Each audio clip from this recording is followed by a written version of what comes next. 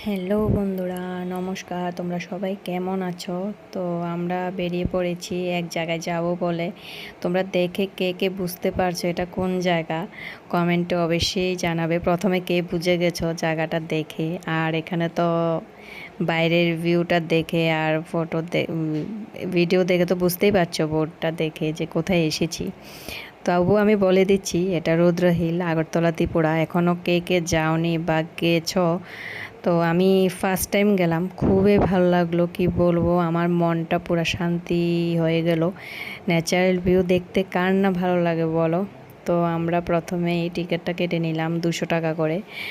তো 200 টাকা জনপ্রতি 200 করে, আমরা 3 জন ছিলাম।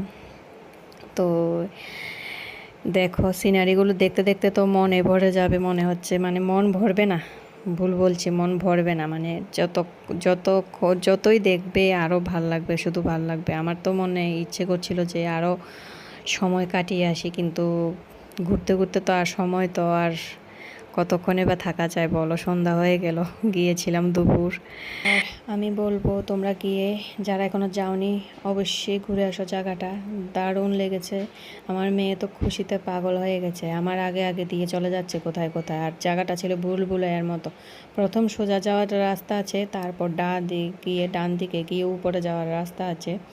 উপরে গিয়ে দোলনা ছিল, আমি দোলনাও চড়েছি, মেয়েও চড়েছে, অনেক পিক টিক তুললাম।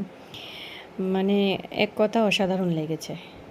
অ্যাকচুয়ালি ঘর থেকে বের হই না, তো ন্যাচারাল ভিউ দেখতে কার না ভালো লাগে, সবাইরই ভালো লাগবে। আর যারা যাওনি এখনও, গিয়ে আসো, মনটা শান্তি হয়ে যাবে, এটাই বলবো।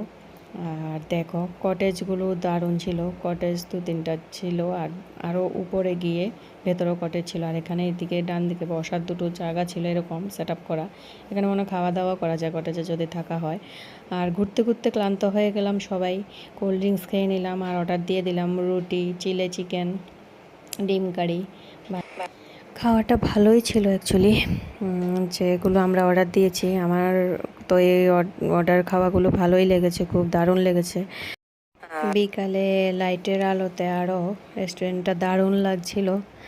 তো এতটুকু ছিল আজকের ব্লগে। তোমাদের কেমন লেগেছে অবশ্যই কমেন্টসে জানাবে, লাইক শেয়ার করবে।